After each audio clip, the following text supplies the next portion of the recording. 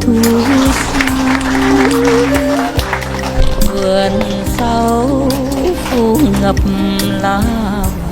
Một chương trình nhiều nữa đấy, rồi là tôi như này này.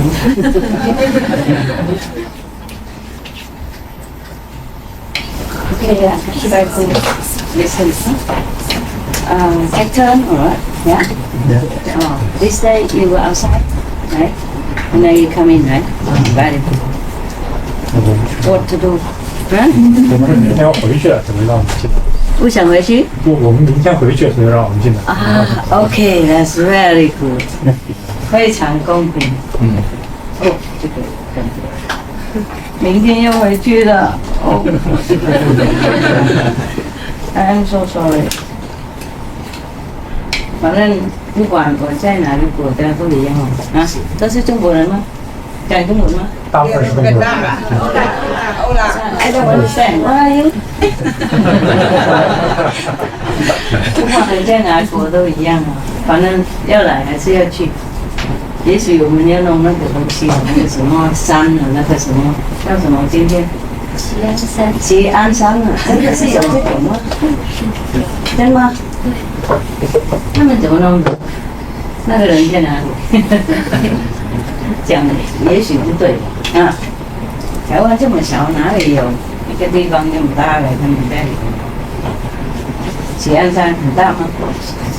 有没有人知道？是你讲的吗？OK， 是谁属于喜安山的？喜安山哦，喜安山没有属于那边，不过知道哈。多大呢？啊？够不够给我们呐？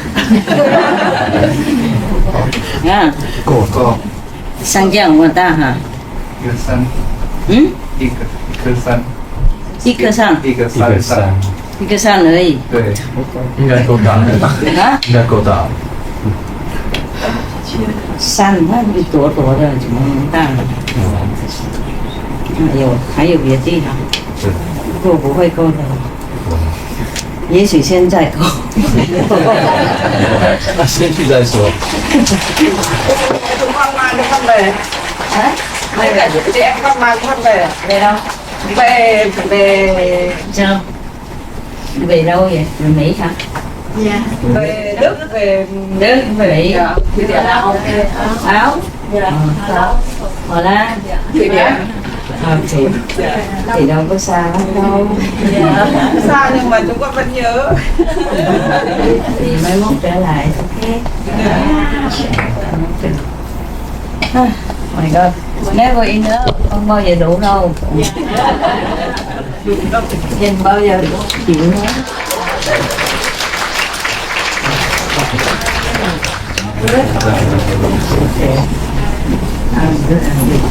Okay, take care.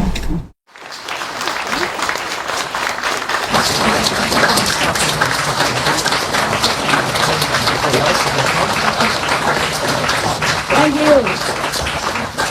Thank you. Thank you very much. What is? Oh, I try to look.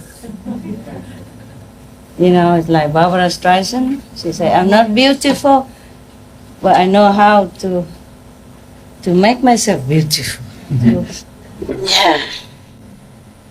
Yeah, it's pleasant to see a beautiful thing, huh? That's why we put flowers and stuff. And I just blend in, huh? Decoration, everything. You know? It's a pity if, all this beautiful thing. It won't match, you know? So I try to, color my life. Yeah. Because of you. Yeah. Otherwise, we don't really need all this. Also, I'm too pale, too pale. Suppose somebody see me so pale, they think, wow, I'm vegan, no good. They don't know about karma, They don't know why I'm pale sometimes. Okay, what is this? Oh, okay. I have to see again. My God, everybody want me to go to their country. And I'm only one. Yeah. The transcendental body can go everywhere. This is the physical body. Physical, huh? Oh man, I forgot my glass. I remember the dog's vegan bone. But I forgot my glass.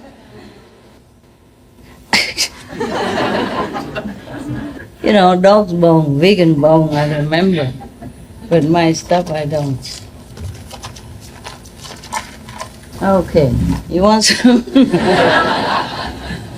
Less food is all the time. You also want it for your dogs, but I don't have enough vegan bones here. These are from Taiwan, from my company. So we just, wash them for them. Look at Abby and Benny is smiling. You know, right? You know this. Yeah. They're really smiling their way up to heaven. Wonderful, huh? Hey, look at the happy people. Yeah, so beautiful. So how is the food today? Everybody has enough? Yeah. Good. Even if not enough, 1 or 2 days you won't die. I promise. This is a method to teach you how to die, no? Yeah. Originally, Kuan Yin method is like that, how to die properly. How to die every day. Practice dying. So that when you die, you don't feel terrible, yeah? And you're used to it. What is another day of dying? But this time may be real. We should really.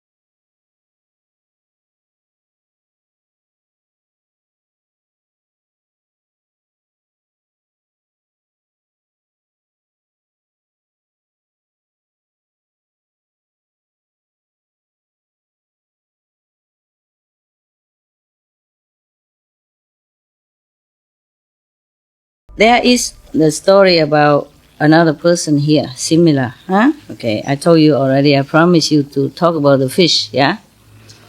Okay, thus I have heard, this is from Anand again, huh? Once the Buddha was in the Save country, in the, golden garden of the billionaire named Kapkodok and the Prince Kita. At that time, there was a rich person. He's very, very rich, but he has no son. So both of them, husband and wife, went all over every possible worshipping area to plead for a son. Because of their sincerity, she gave birth to a son, finally, yeah. And then one time, both of them went out to near the river, yeah, and playing and having picnic.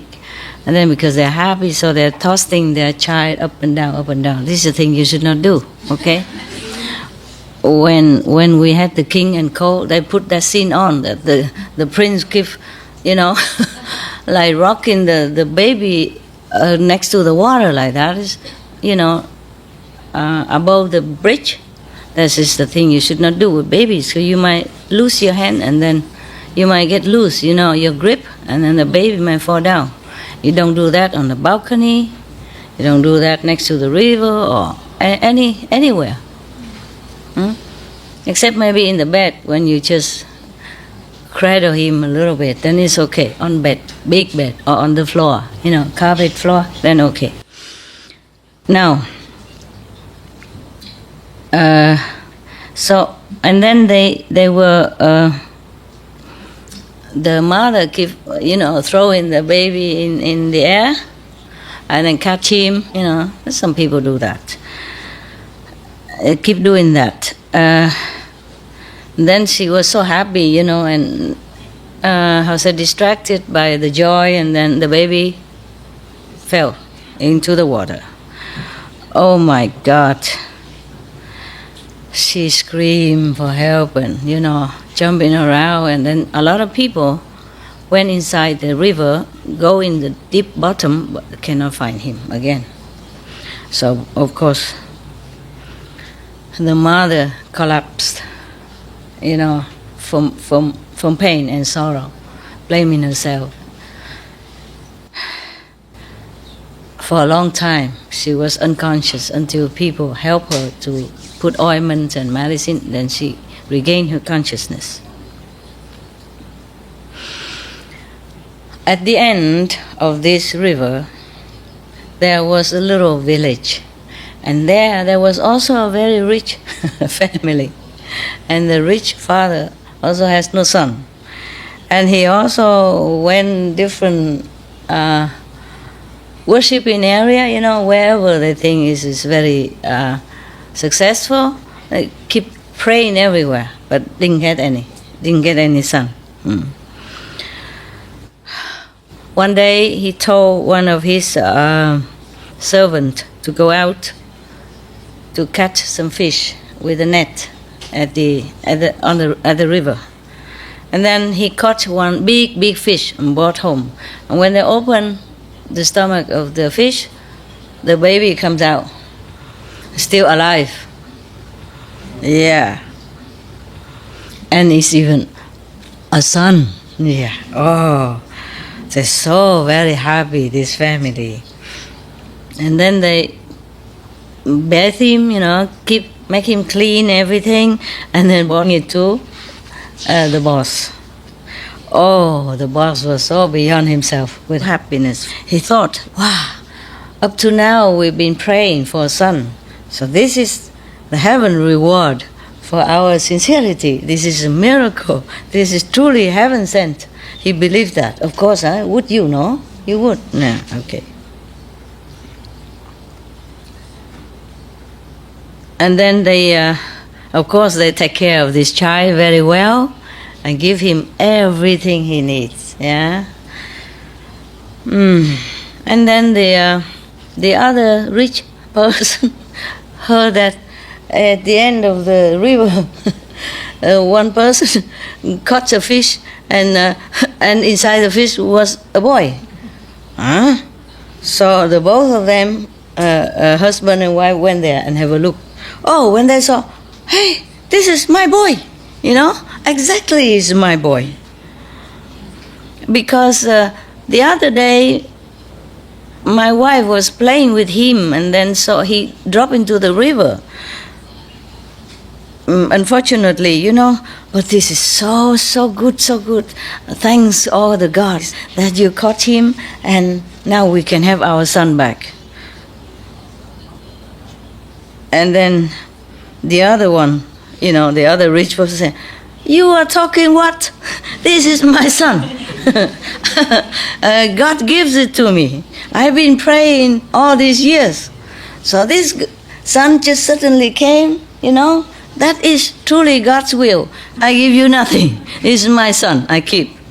Oh, so then both of them, the husband and wife would say, oh, we love our son so much, and we have been in pain and sorrow all these days because we lost our son. Please, please, have mercy, return our son to us. Anything you want, we give. And the other man said, I want nothing. I am rich, powerful. What do I want from you? This is my son, so you please leave. And so back and forth, back and forth, back and forth. Nah? So they could not decide what to do. And then both the family brought the son to the king so that he can judge what to do, can tell what to do. So they came up, and the one who lost the son say, Your Majesty, this is really my son. The other day my wife was playing with him next to the river, and he fell into the river. So this is really my son. Please be fair, and help us to regain our son. So the other one, the one who found the son, also say, Your Majesty, this my servant, caught the fish. And then inside the fish is this son. It's not from this family. This is from the fish.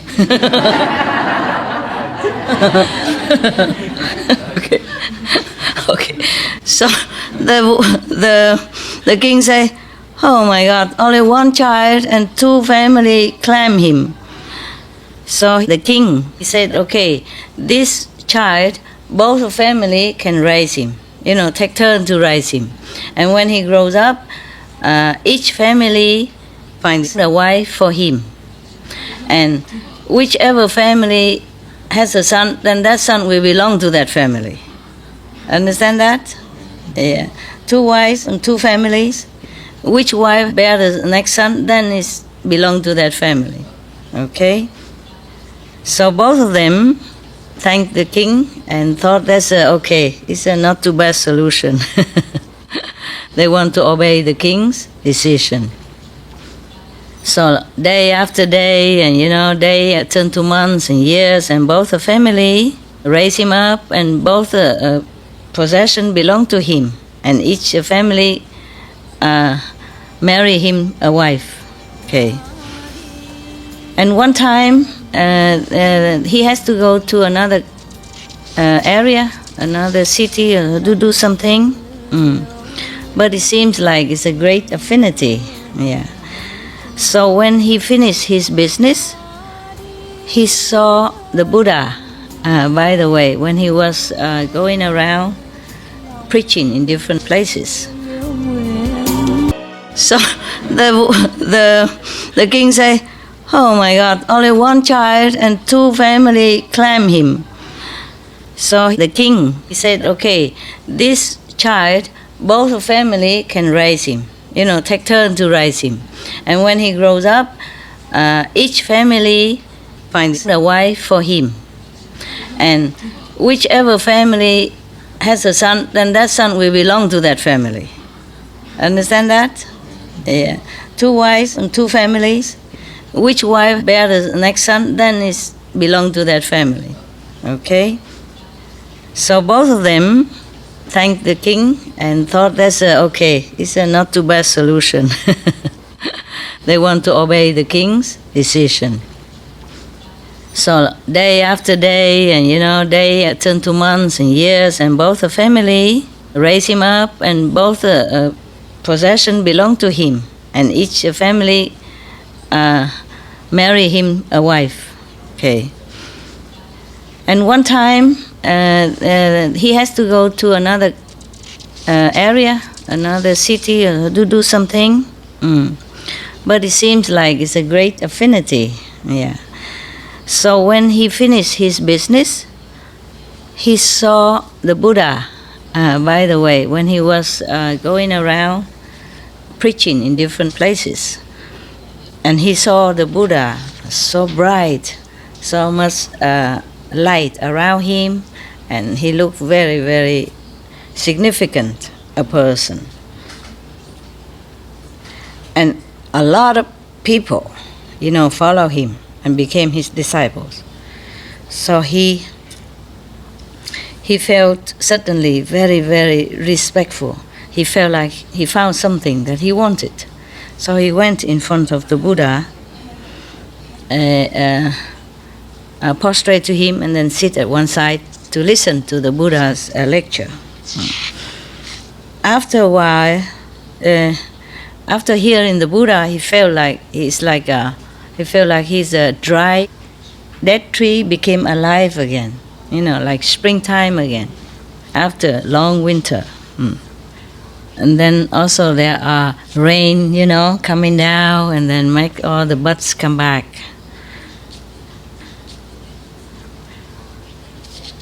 When he left to go home that day, he was so happy and excited. And then he want to become renunciate under the Buddha's protection. Everybody see the Buddha just want to become a monk and nun. Yeah. Even though, and it's like an iron will in him, like nothing will move him now, nothing will change that. Even though the both family give him a lot of luxury, money, and everything he needs, but he doesn't feel satisfied with that. He feel all this possession and richness. It's just like the cloud in the sky, If a little wind blow and then nothing is there. As is like the form at the ocean, when the wave come in, there's some form, but after a while, nothing. Yeah, that's what he felt about the possession and the existence of this life. So he wanted really to become a monk. So he told his desire to both family parents. He said, "Beloved parents," something like that. When I was born, I already had this accident that the fish swallowed me up. Yeah, but luckily I'm still alive, or else I would have died already. I would have lost my life anyway. Yes. So, and I think about that, and I feel that nothing in this life is really permanent. Nothing is really solid and lasting. Even I have beautiful wives, or high position in the society, or a lot of possession, I feel this is all impermanent. So I would like to only become a monk, and then practicing the truth, then it would be the best, the lasting happiness, the true happiness for me. Please let me go. Then both the family feel, suddenly also enlightened, open their heart and say to him, "It's all right if that's what you want."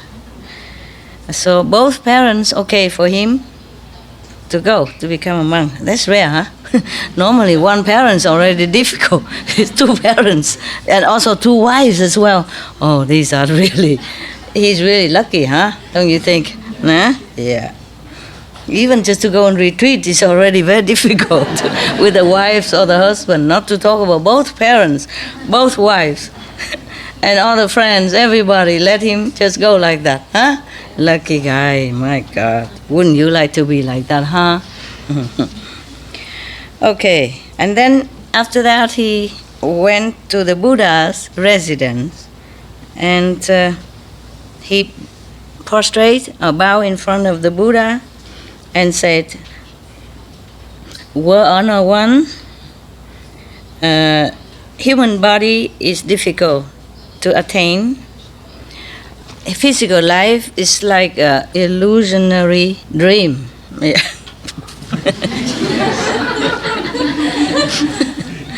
So I sincerely want to leave it all behind and come here humbly beg you to accept me with your merciful heart, merciful compassion, to be one of your monk disciple. So the Buddha say, welcome, welcome monk. And then he became a monk. So simple, huh? And then all his hair will be gone off, and then his body changed into the chasa monk's clothes. And he gave him the Dharma name Tín. And he was very diligent and concentrate in his new life. And then after a while, not too long, he attained Arahant position. Seeing thus, I, Anand, asked the Buddha, not I, okay? I wasn't there. I mean Anand. Anand kneel down and begged the Buddha to explain how come, what kind of merit did this monk Tín saw in the former life, so that he even went through the fish mouth into the fish body so long and did not even die, not even from suffocation or the acidity from the fish stomach, they digest anything. Yeah. And then, even then, he has the fortune of 2 families. And then now even can come here and be one of your disciple monks. So the Buddha say, Anand, listen, a long time ago, there was a Buddha appear on this planet also. His name is Tibati. One day he was preaching to the great assembly, and there was a rich man went there to listen to the Buddha talk. And then at that time the Buddha was talking about the merit of charity, of charity. And also the merit of keeping the 5 precepts. Yes. And then he was so happy, very glad to have faith in the Buddha. He was very, very happy, and very suddenly his faith in the Buddha, was born in his heart. So he asked the Buddha to accept him as the lay disciple, Yes. To take refuge in the 3 jewels, mean the Buddha, the Sangha, and the Dharma, the teaching. Buddha, the Sangha mean monks, and the Dharma mean the teaching. Of course, he also take the vow not to kill, not to kill and not to harm. Ahimsa, our first precept. And after that, after take refuge in the 3 jewels, he take out 1 golden coin and give it to the Buddha, offer it to the Buddha. Because of that, so life after life, his merit is, immeasurable. On this world, not many people can compare to him. Yeah, in richness and merit and health and all the good things that he has. Yeah, Anand, that rich person at that time, this now is a Tín monk, Bhikkhu. Bhikkhu means a high monk already. Yeah, Sami means lower monk, just novice. So he's already Bhikkhu, meaning high monk, high priest. From then on, from that time until now, Tín has enjoyed richness and honor for 91 aeons. Imagine, just a number, but meaning a lot. Yes. Because you will see that Buddha always mentioned that. If somebody has a lot of merit, he would say 91 aeons. Buddha love numbers. Yeah, you know. The 8 noble paths, the 4 noble truths, the 12 affinities, you know. Huh? The 3 jewels. Etc., etc., yeah? Yeah. And 84,000 means to enlightenment, yeah? 18 Arahant, 500 Bhikkhu, whatever that is, huh? He likes numbers. Just to make sure that the assembly understand, yeah? Because without a concrete number, maybe people cannot grasp it very well. Just say, oh, it's a numerous lifetime. It's a numerous, how long is numerous? I keep thinking, you know. So he just has to give them a number, yeah? Yes. And the 5 precepts, the 10 good merit ways and all that, everything he has a number. So make sure that everybody cannot argue anymore. Like, do only 4 is good enough or not? No, 5. Okay. And then because of that, and nowadays he could enjoy both prosperity and richness from both families. And because he always keep the first precept very, very sincerely, the non-killing, the ahimsa, the non-harming others. Therefore, even the fish cannot digest him, cannot kill him, yeah? Swallow him, but cannot do anything about it. And because he also take refuge in the 3 jewels, yeah? And therefore, today he has a chance to meet me, to bathe in the truth, Dharma, and attain Arahant position, free from life and death in the 3 realms. After hearing all this, I, Anand, yeah, and all the people there, so happy, and their faith is multiplied, and they sincerely want to continue practice. And they bow or prostrate to the Buddha and then left. Okay, huh? Good?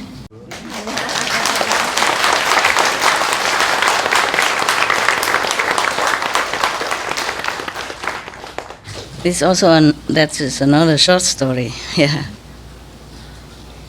Any question? You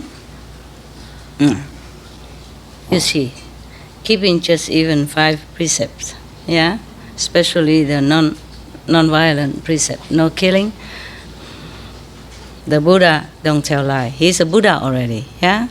Life after life, he sacrificed a lot. Therefore, he became a Buddha. That is for ordinary sentient beings. Yeah?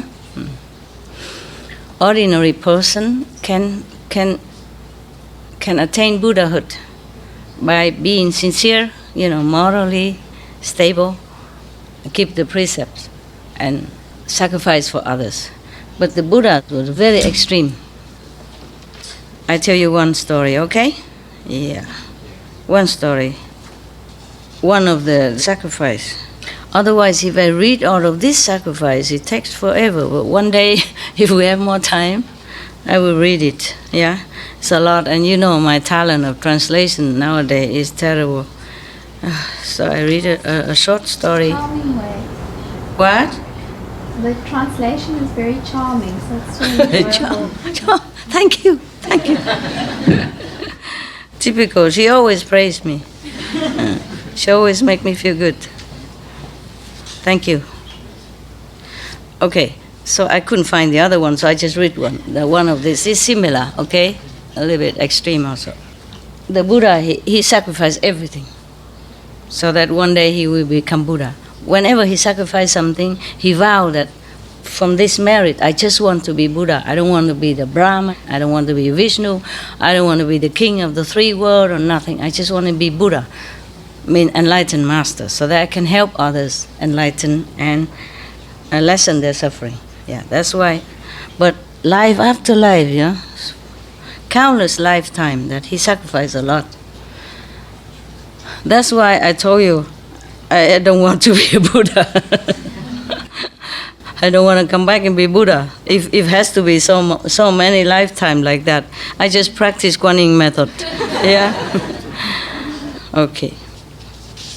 Oh well, because before many lifetime he was even king and queen and all that. What time is it now? Maybe we could do it, huh?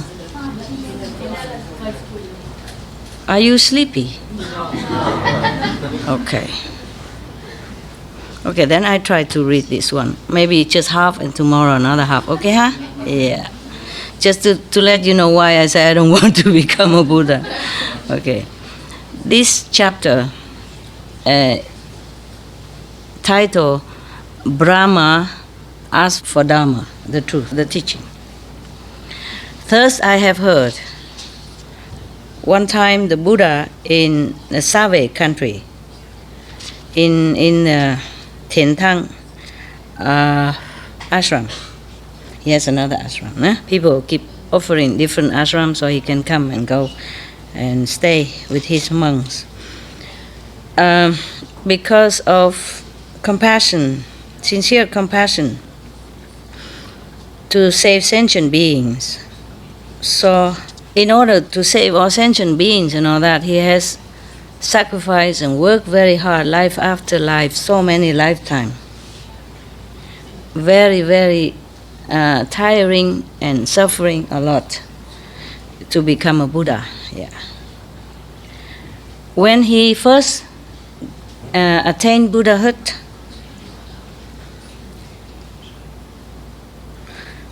he felt like it is so difficult for anyone on this planet to aspire to Buddhahood, because he has been doing so much sacrifice and suffering. Understand, life after life, he can look back and see. So he thought, no one can do this. Yeah. So he thought to himself, it's too difficult, too difficult. All the sentient beings, their ignorance is so deep, so profound, and this ignorance is like poison into their system, yeah, into their mind and their soul, their heart. So their mind, their heart is very chaotic. Yeah, it's not stable, not in good condition, and their concept is very narrow. Their wisdom is zero.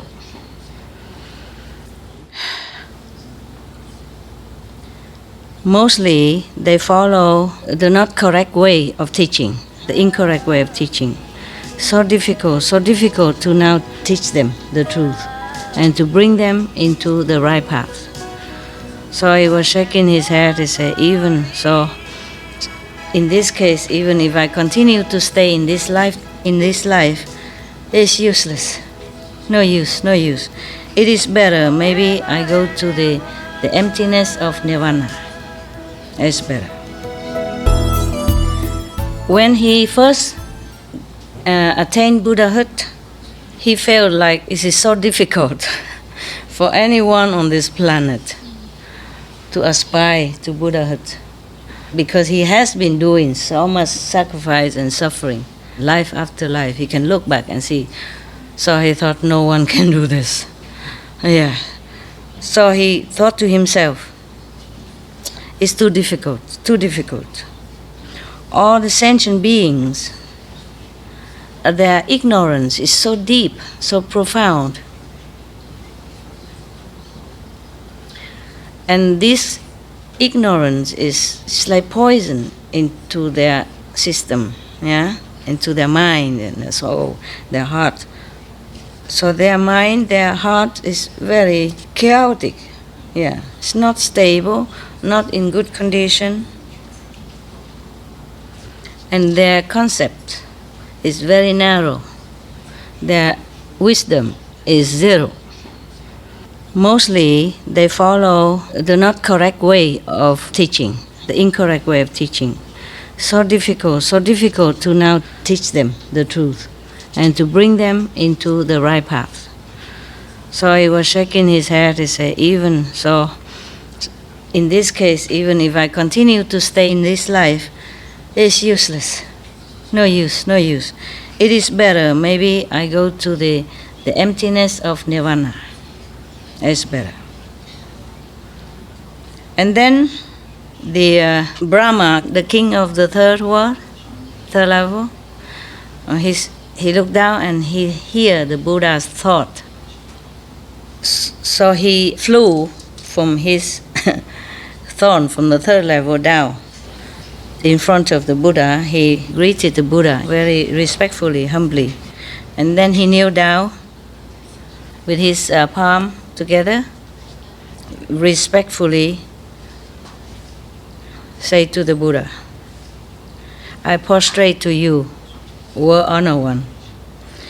Just now, I receive your thought that the all beings on this planet are so difficult to teach, and then you want to enter nirvana. Because of that, I came here and beg you to stay on this planet to give the teaching to all beings. Actually, this word it means truyền pháp, meaning like initiation, kind of, yeah. So that the light of the truth will spread all over the world as well as in heaven. So all beings will bath in your merit and your blessing. And then they will be liberated from life and death and from the lower birth of animals or devils, ghosts, hungry ghosts, and in hell, etc., etc. And they will be peaceful in Buddha's land. Please be compassionate and open your mercy to accept my request. It's very difficult. They have old type of writing, very, very respectful and a lot of prostration to you and this and that. It's very difficult for me to translate into a modern language, Yeah. Even if they don't prostrate, they would say, I prostrate, meaning very respectful. Or maybe they touch a Buddha with their head, or maybe not. They would just say very humbly like that, as if they prostrate. So the Buddha said, oh, you have such a good heart and pleading for all beings. Okay, then it's not so bad. But I observed, that all beings are so covered with the ignorance dust of life. And they only run after, sensual pleasures, high position, name and fame and richness, and they just eat and sleep, indulge in physical pleasure, in anger and in hatred, and their heart are so blackened, has no wisdom in it. So I think even if I stay here on this planet, it's useless. It's a waste of time and energy. Therefore, I want to go to nirvana, enjoy, better. So the Brahma king, the Brahma god, say again, I prostrate to you, Honored One. Just a saying, may not be that he prostrate physically. It's just a very respectful talk, Like I bow to you, O Honored One. Please have mercy toward me and all others in the heavens as well as on earth, because we are covered by the ignorance way, life after life. They don't know where to go. Day and night, they are just fetters in this kind of bondage. Don't even know when they can be free. So please have mercy. They say it better than this, but I just make it short. Even he begged for heavens as well, heavenly beings, in the three worlds. Not just the humans are ignorant, heavenly beings also, after their marriage is finished, their flower on their head, the light on their head would be dim and wither, and then they die. Either be born again in humans' world or in animals' world even. If there's no enlightened master been teaching them since they were on earth already, then even in heaven nobody teach them. They had no master. They belong nowhere. They just enjoy the heavenly pleasure for a while, depends on how much merit they had, and then they die like everyone else. And then they're very sad before they die because they know exactly they are dying. It's not like us even. We don't even know, so boom, we die. Okay, fine. It's quicker. You don't have to spend days or months or weeks worrying about you dying and knowing where you're going. Down, lower level, knowing already. And there's nothing you can even do. With all your power in heaven, nothing you can do. The Brahma said to the Buddha, right now, it seems like the Dharma will be elevated, will be spread out. It's a good time to teach other beings. I have seen that there are many, many beings will be enlightened, will be saved by your blessing, by your teaching. So please stay here and help whoever you can. Yes. Because I remember in so many countless lifetime, countless kalpa, countless eons, because of us, all beings, that you have gathered even just one stanza of the truth, or one quadrant of the truth, because you wanted to know the truth so much. So even you sacrifice your own life, you forsake your wife and children, you sacrifice for the truth. Very scary, very frightening in way. No one can even do what you did all this lifetime. Because of that, because of all this, and now you have become Buddha. Because of us that you wanted to become Buddha, and because of us that you sacrificed so many lifetimes. So now you have become Buddha. Please don't forsake us. I feel goosebumps too. I feel very touched too. For what he said. Yeah.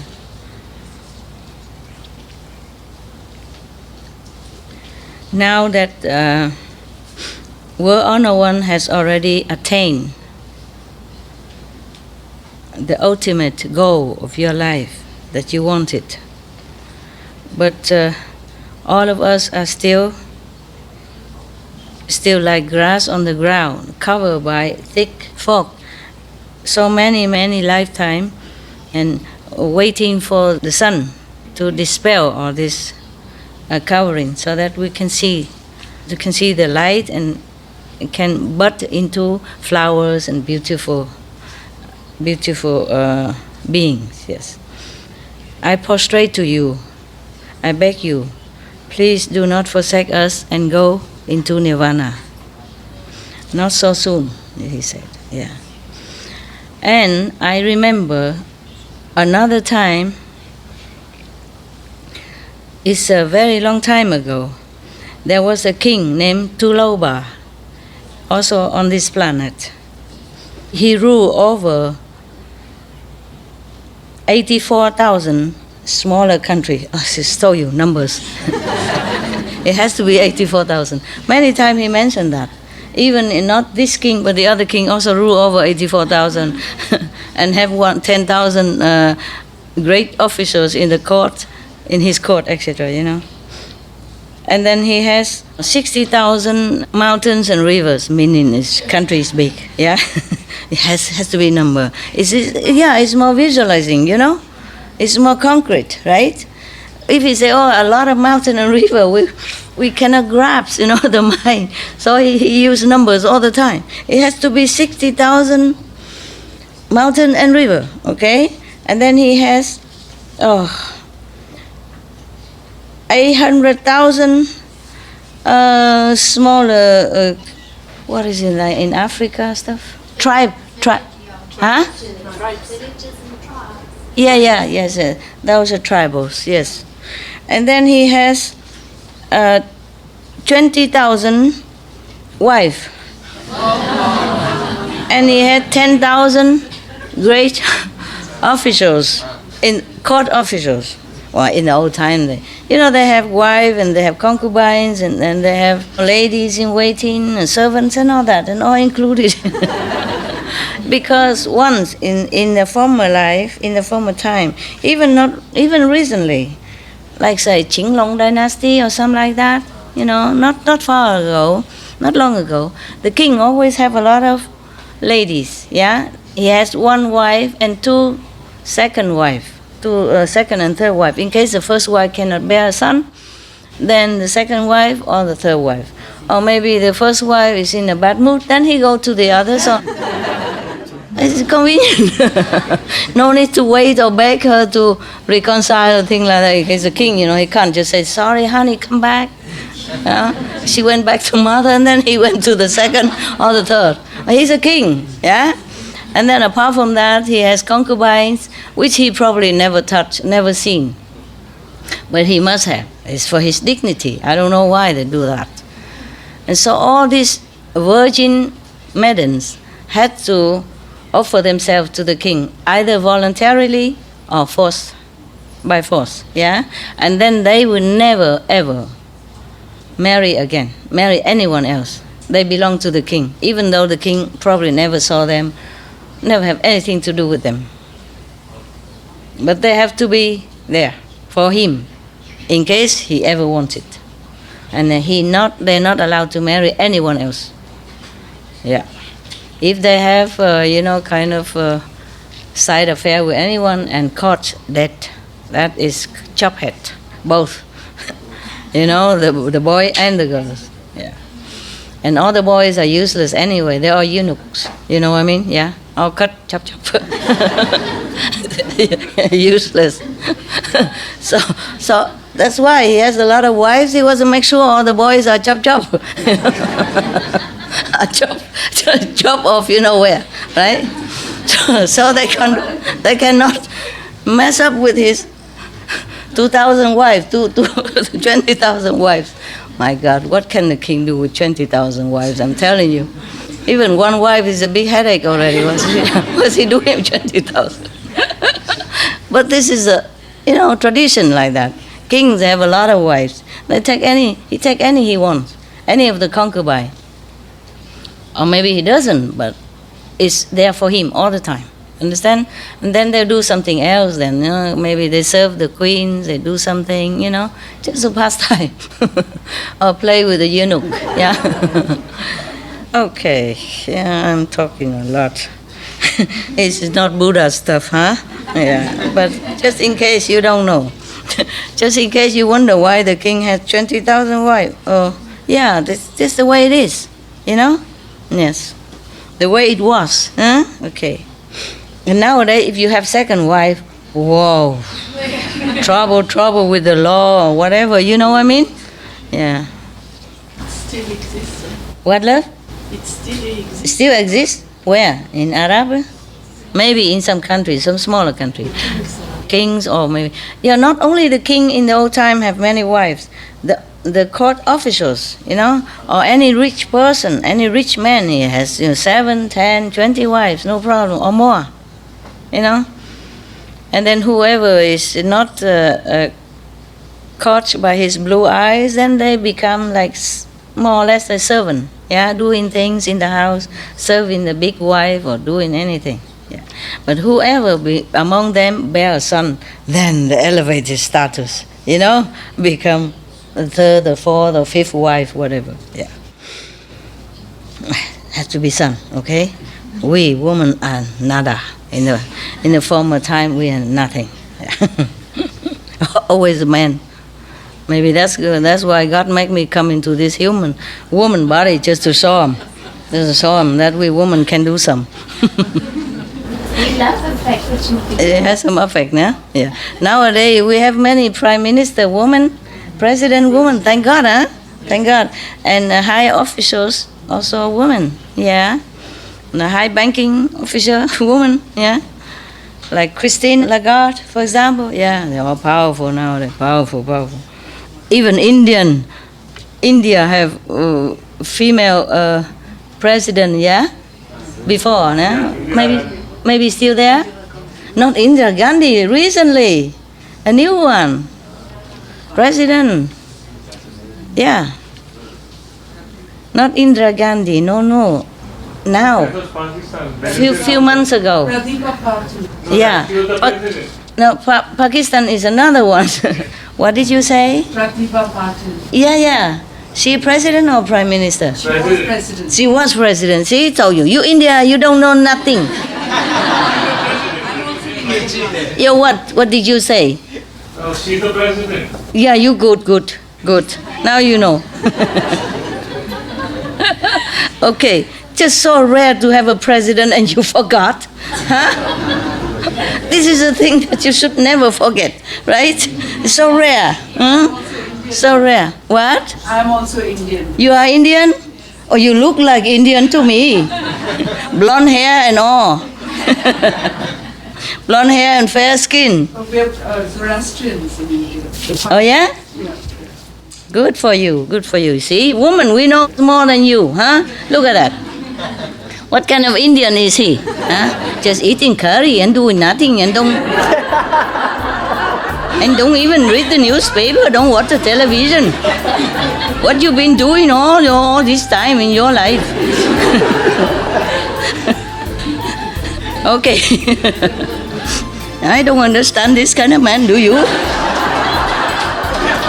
No.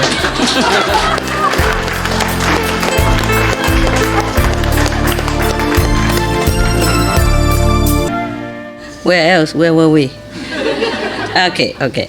I remember the Brahma God, the God of the third world, the highest level in our physical spiritual dimension. Yeah? Lower physical spiritual dimension. Even Brahma came and begged the Buddha, the enlightened master, to teach, to enlighten him and all his heavenly beings, not just the humans. Not just this physical level, because Brahma also one day kaput. Yeah, when his time gone, his world also dissolved, just like our planet one time, or not. You see? So he came and begged the Buddha. Also now he say, I also remember your world honored one. World honored one is one of the respected title that people address the Buddha, okay? Yeah. He has many, like world honor one, Arahant, enlightened one, Buddha, okay? Like that. Or also heaven and earth master, also many names like that. It's just honor title. He has 10 honor titles, but I don't remember all. That's enough for you anyway, okay? 10, also 10. We can't run away from numbers with him. Long time ago, there was a king named Tuloba, also on this planet. He has, already say many thousand already, huh? Okay. And then at that time, his moral, his fame, and his power, no one can compare at that time. He is absolute, the master of all the kings. Because all his subjects and all the sub-subjects rely on his merit, his moral store of merit. So all of the countries very prosperous, happy and peaceful. Yeah. So everyone is very, very glad and they worship him. But one day, he was thinking to himself, concerning material possession and comfort, I lack nothing. But concerning spiritual practice, to be able to liberate others, I don't have. If a human just live with material gain only, or following sexual desire, thing like that, physical desire, then the heart is just like trees and wood, yes, or pebbles and stones. And then to invite for disaster come into his life. That is being born, painful when you're born, painful. It is said that when because we say, why is the Buddha including being born as one of the disaster, for the human being? Because according to scientists, when the baby is born, their skin was like many of the very painful, sore, and a lot of radicals and bacteria attack them right away. Yeah. If they has not been protected by themselves or by the mother's DNA or with the mother's breast, that's why they always recommend that the mother should breastfeed their babies, because the mother's milk from her own breast will give the baby more protection than any other medicine can afford. So it's very lucky for any baby who is breastfed by his own mother. Yeah. So he included.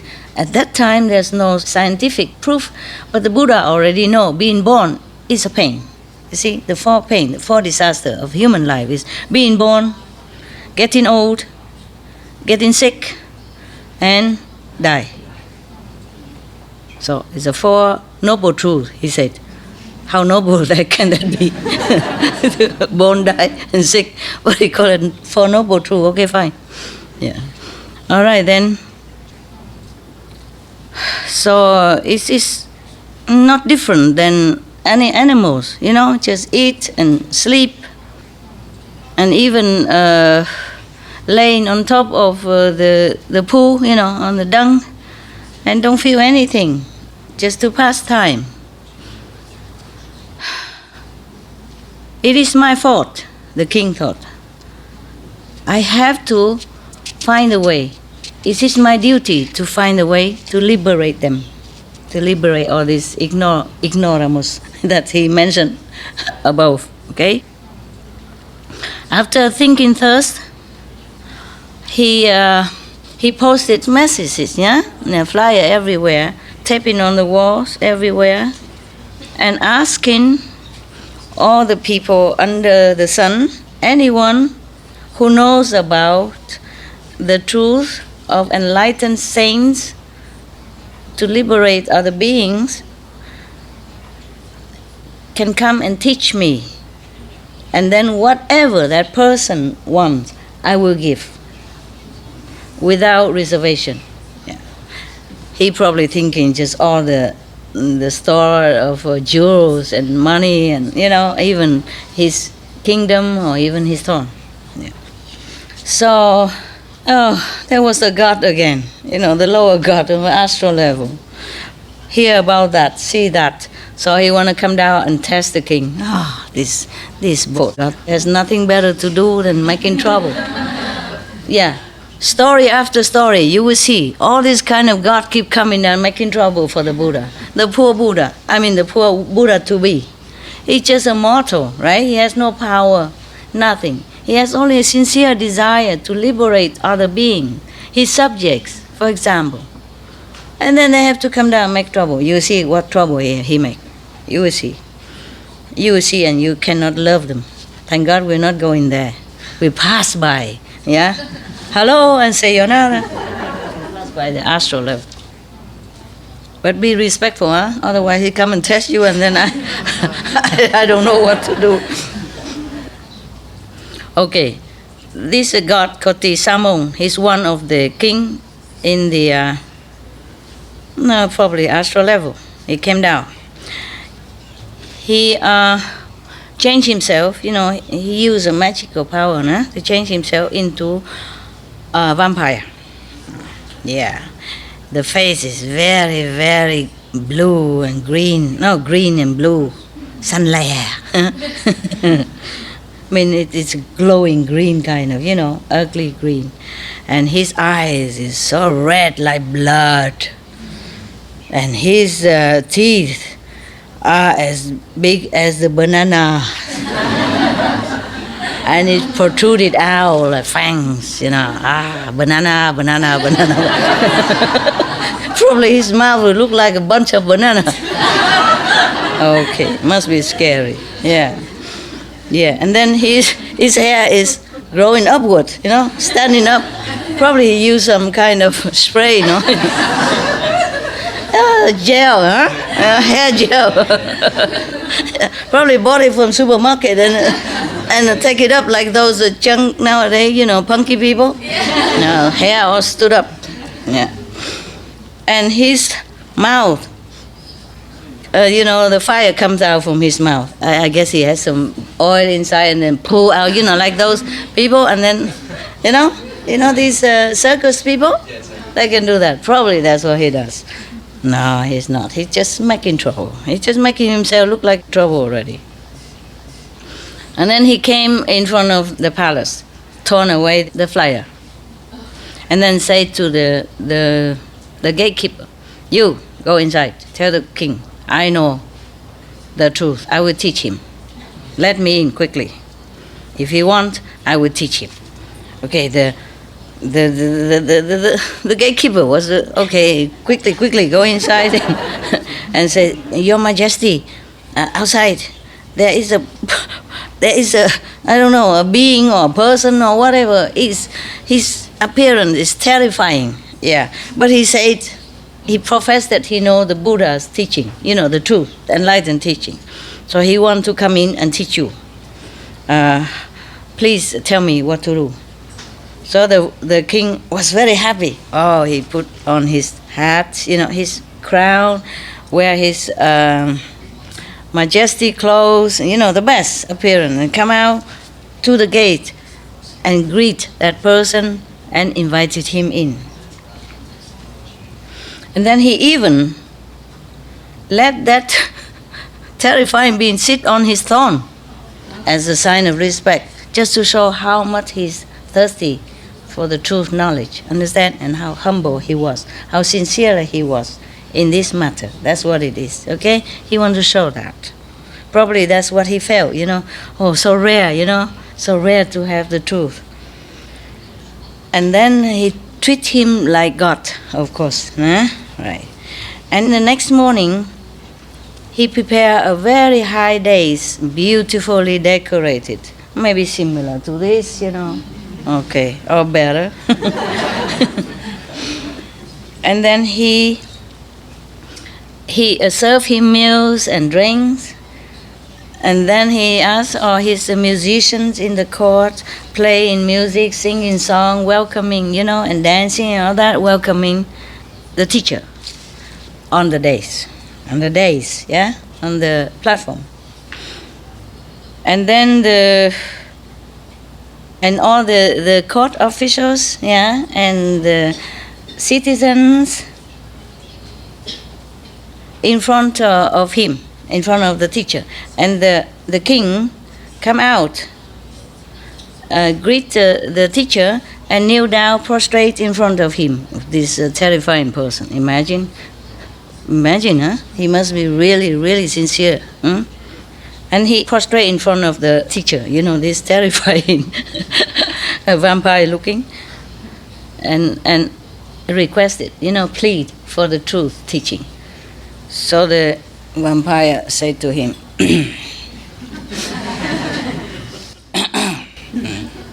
You know, King, to learn the truth is very difficult thing. You want to hear it, it's not easy. I'm warning you, okay? Not teaching yet, just warning. And the king say, very humbly, yeah?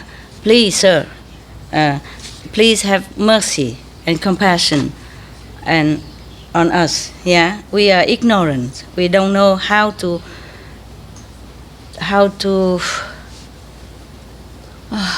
request properly, yes, and respectfully. Please teach us how to do it so that we can hear the teaching. And the teacher, the vampire teacher said, if you bring your wife and children here for me to eat, then I'll teach you. I told you it's scary. I told you I wouldn't want to be Buddha like that. Okay.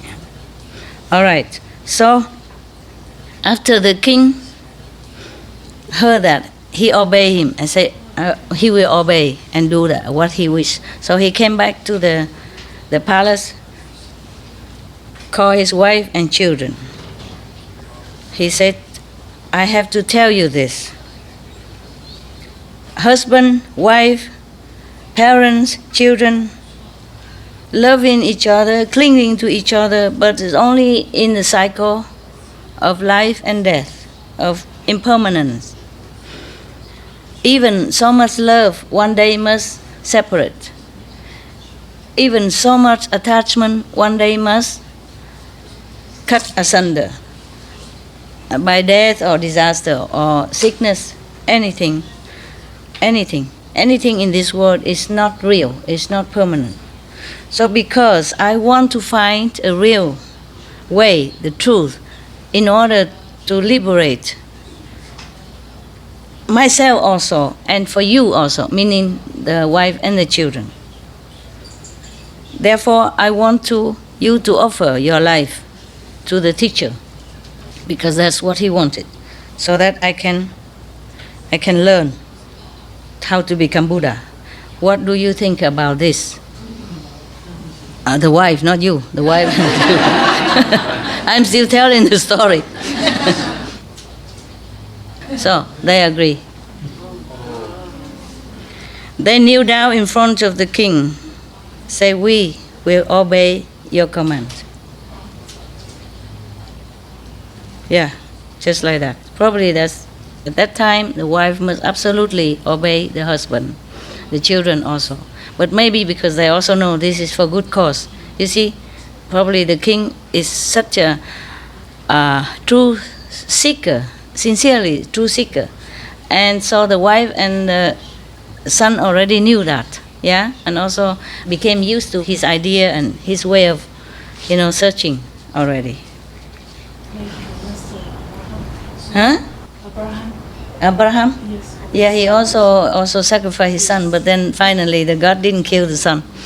Yeah, but he killed the goat. What kind of God? Oh, maybe it's just symbolic, Yeah, he probably won't kill the goat either. What kind of God who need to eat the goat anyway? Then I won't worship him.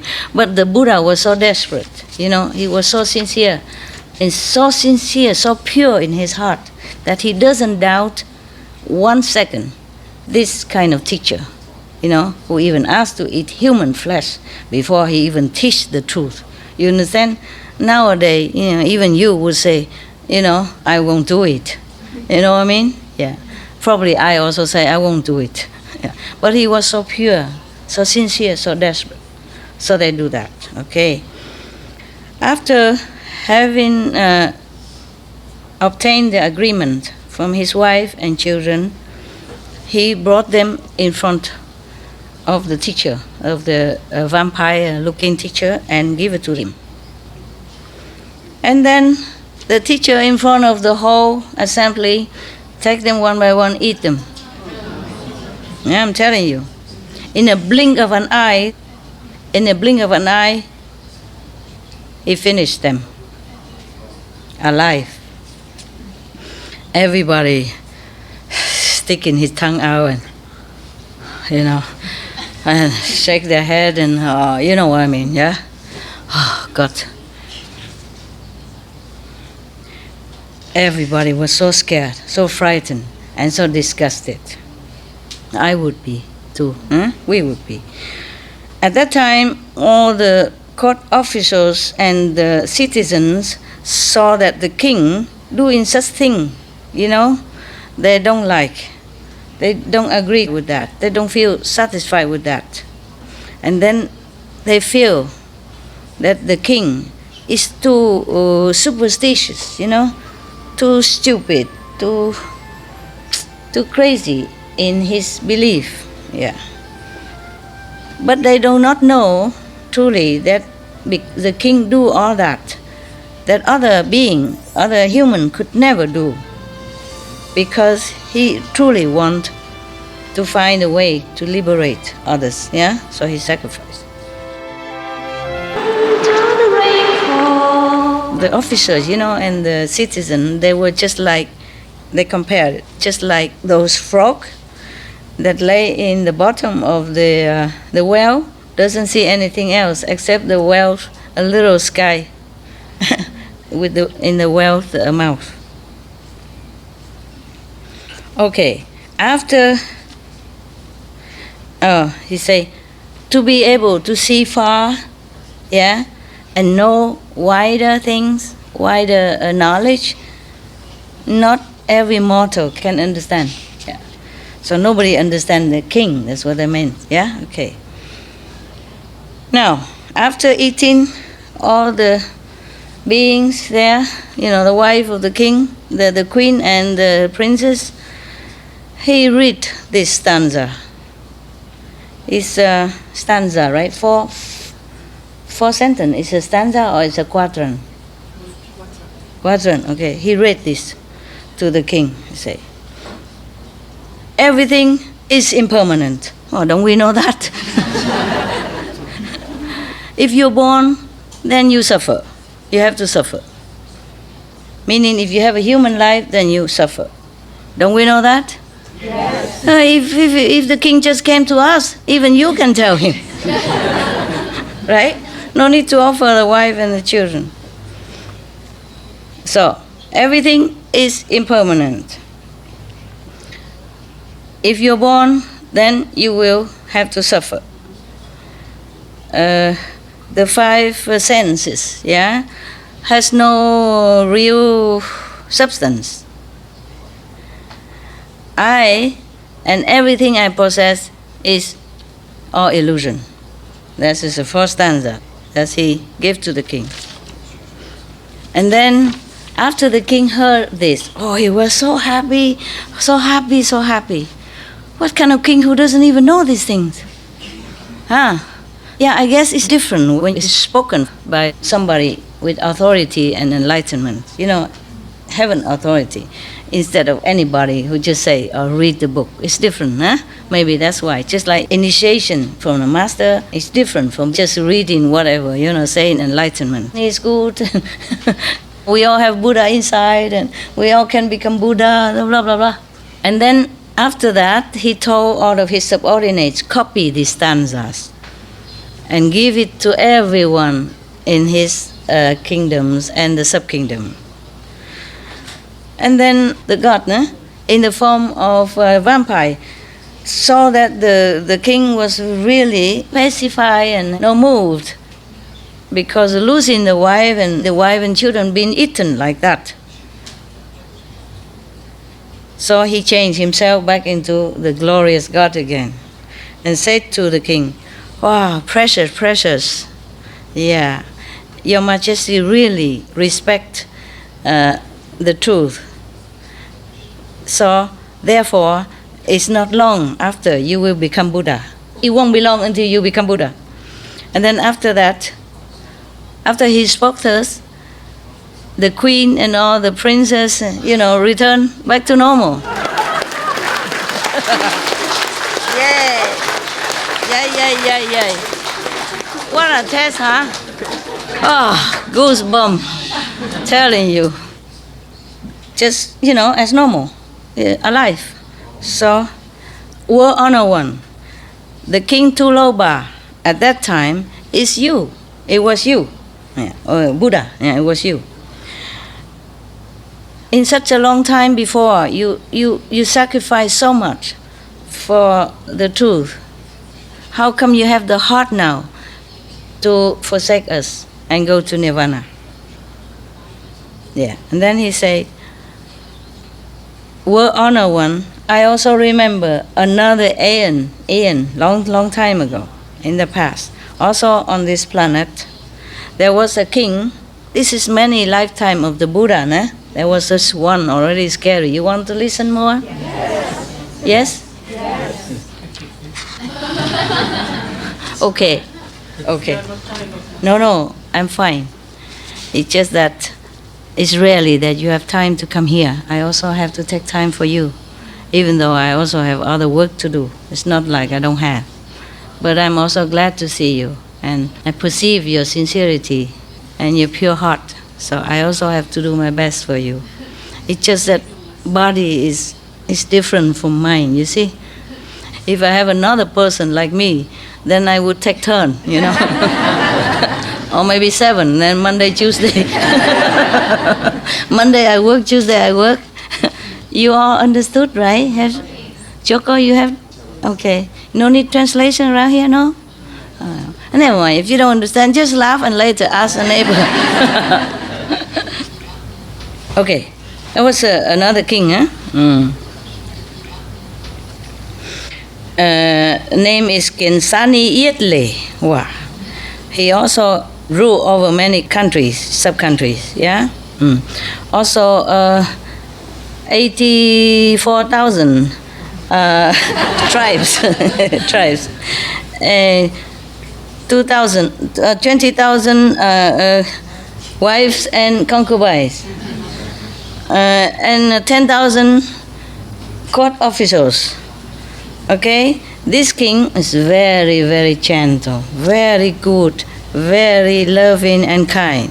He loved all equally, and he never let his citizens lack anything. You know, like he do charity, give them what they need.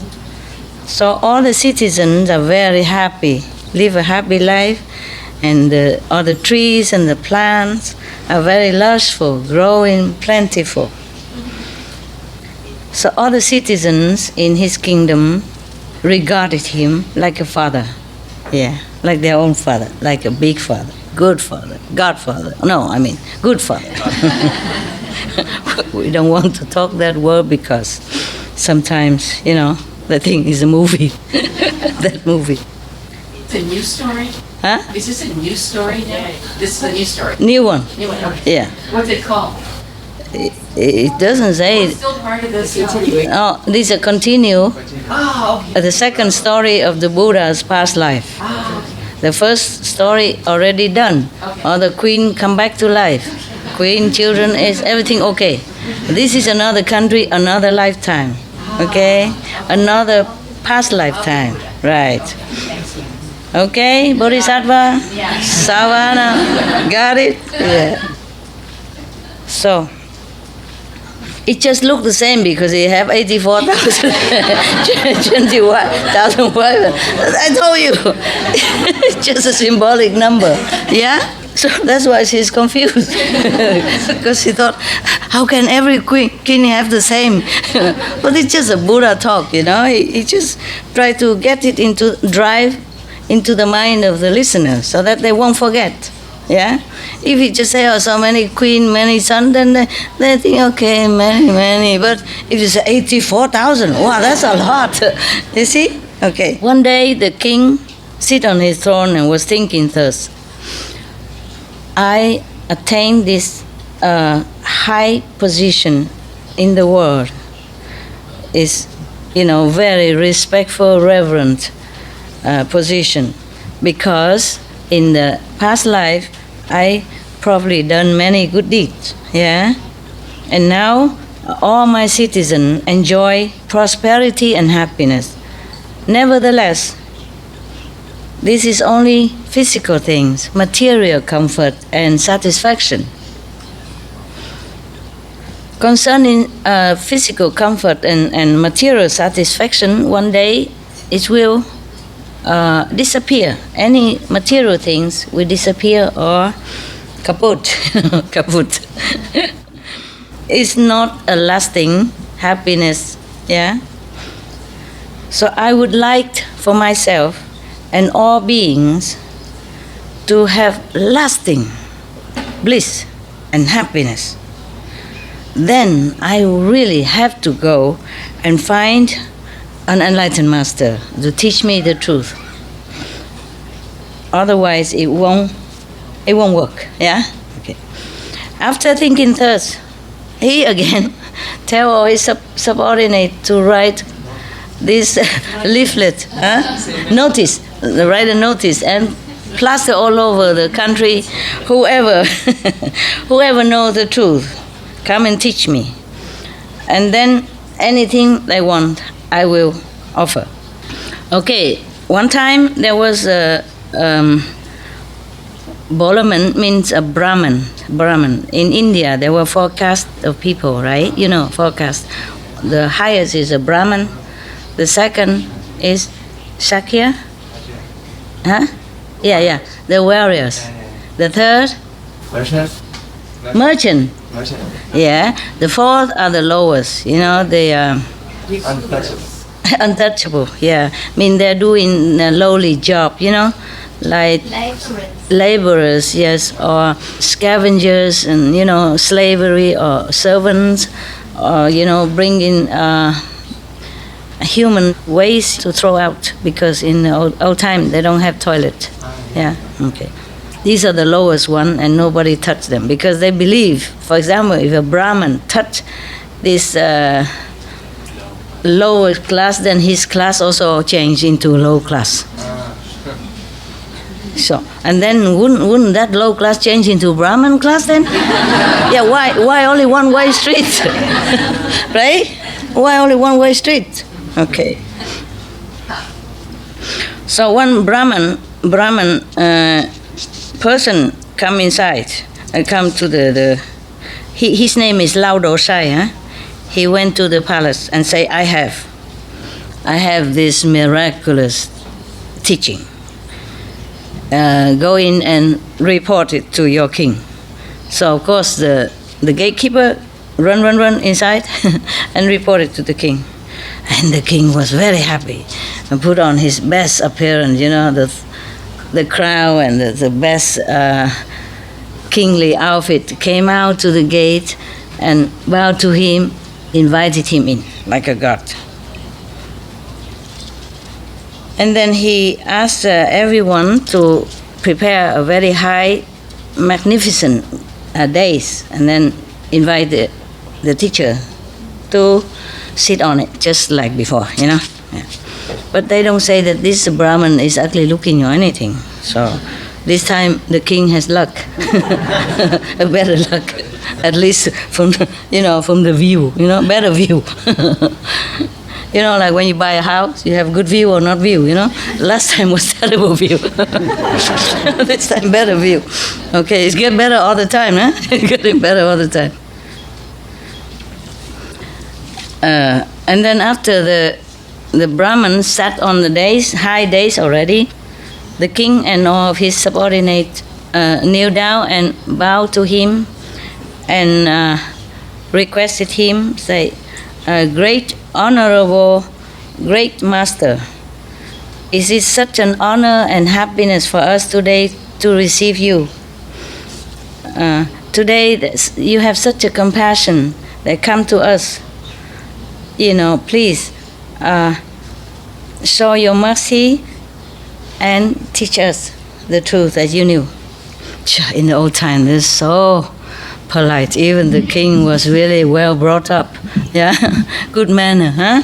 Good boy. And Lao Dosai, the Brahman, said, I have acquired this wisdom with a lot of labor and work and diligence and, you know, a lot of work and suffering. I go through a lot in order to obtain it. And now, from far away, you know, area, it's not so easy. And now, and also I have to practice it, and to continue practice. It is not so easy like you said, come here and just teach you. So the king said, please, your honor one, great master, tell us what we should do so that we do it properly, according to the tradition or whatever. Yeah. And the Brahman said, if you want to hear the teaching, the true teaching, then you have to bore 1,000 holes on your body. It's getting worse all the time. I told you I want you. You still want to hear? Yes. The words already you heard. Whether or not you continue is the same, right? All holes get filled up at the end. Yeah, we continue. We continue. And then after you bore the 1,000 holes in your body, you have to fill it with oil. And put timber, something to burn it. Put wick, right? Wax. No, put something. No, with like a cloth to put it in, so that wick, right? So and then burn it. Yeah.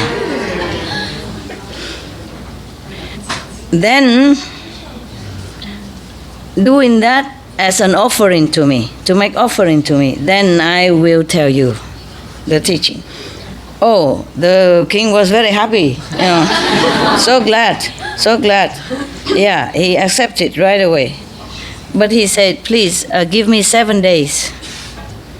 Yeah, after 7 days, then I'll do that. And the Brahmins, why? You were scared or something? You tried to, run away or something? The king said, no, I want to tell all my citizens to come so that they will also be able to benefit from your teaching. Yeah. So he told them to write a notice again that all the citizens in this country should know that in 7 days the king Kiensani Yetle, because of requesting the truth, will bore 1,000 holes on this body and burn it as an offering to the teacher. Whoever wants to hear the teaching as well, please come a certain day, at the palace courtyard.